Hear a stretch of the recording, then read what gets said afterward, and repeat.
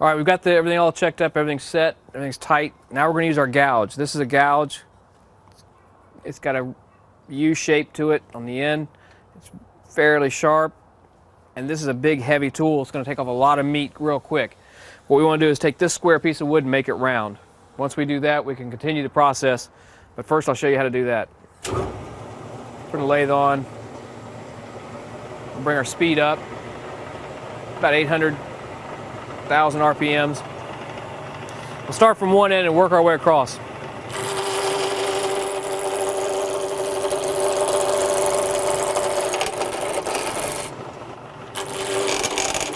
With each pass, we're taking off a little more wood. We don't want to take it all off at once. We just want to take it off a little bit at a time.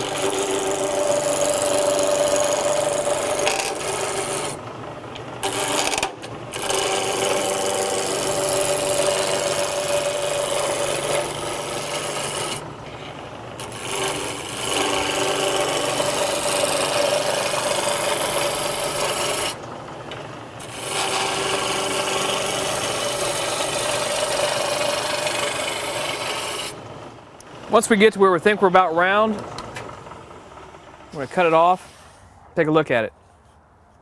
Got just a little bit of area here where we got a couple flats down here at the end, but for the most part we're getting round. Turn it on and we'll clean up this end a little bit more.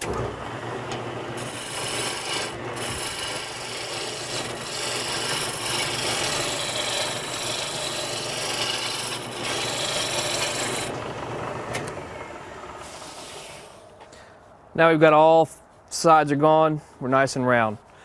That ends the part of the rounding. Now we've got a square turned into a round, and from here, the process gets a little finer. We'll refine the turning.